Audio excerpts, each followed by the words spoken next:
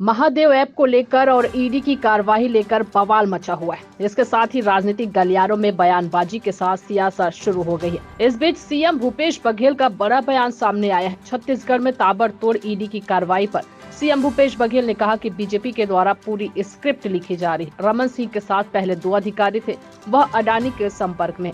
वही लोग story plan कर रहे हैं और इसी हिसाब से कार्रवाई हो रही है। बदनाम करने की साजिश और गिरफ्तारी भी चल रही है। ईडी और आईटी के माध्यम से चुनाव लड़ा जा रहा है। असम के सीएम के बयान पर भी पलटवार करते हुए नया मुल्ला है, ज्यादा प्याज खाएगा। अभी कांग्रेस छोड़कर भाजपा में गया है। निर्वाचन में शिकायत हुई तो पलटी मार रहा था पलटू राम। वहीं हिमाचल के पूर्व सीएम जयराम ठाकुर के बयानों पर सीएम भूपेश बघेल ने पलटवार करते हुए कहा कि उनको 5 साल मौका मिला, वह कर पाए थे क्या? अभी प्राकृतिक आपदा आई है, वहीं पहली प्राथमिकता होगी और सारे कार्य होंगे वहाँ। आइए जानते हैं आगे क्या कुछ कहा सीएम भूपेश बघेल ने। और एलपीजी की बात कह रहे हैं, वहीं असम सीएम कह रहे हैं कांग्रेस को वोट देना मतलब बाबरों को प्रोत्साहित करना। और उसके अलावा उसको आता क्या है? नया मुल्ला है, ज्यादा प्याज खाएगा। अभी कांग्रेस छोड़ के भाजपा में गया है तो थोड़ा ज्यादा बोलेगा, दूसरे लोग कम बोल रहे हैं। यहाँ तो हम राम वनगमन पर्यटन पर्वत बनाए, 15 साल क्यों नहीं बनाए? पूछो उनसे। कबीर सरोवर बनाए, उसको पूछो। जैद खाम, मॉडल जैद खाम सभी ब्लॉकों में बनाएंगे, उसको पूछो। आदिवासियों के लिए जो देवगुड़ी है, गोटूल है, पेन गुड़ी है, माता गुड़ी है, ठाकुर देव बना रहे हैं, पूछो उनसे। छत्तीसगढ़ की संस्कृति जानते नहीं। लगाम लगानी चाहिए कि ऐसी बातों पर?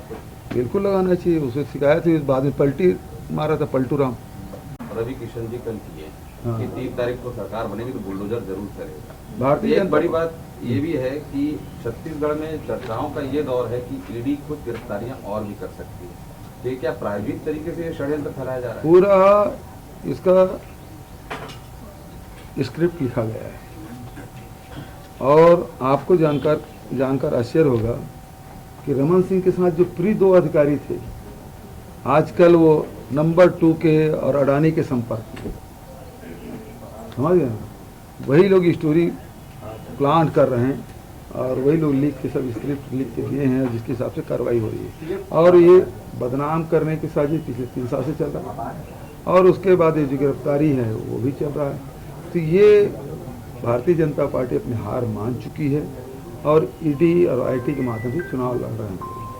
तो ये जितना करेंगे छत्तीसगढ़ की जनता जान चुकी है। मैं पहले भी कहा था जैसे जैसे चुनाव आएगा ये लोग यहीं स्थायी रूप से रहेंगे और रोज कुछ न कुछ उल्टा सीधा करते रहेंगे।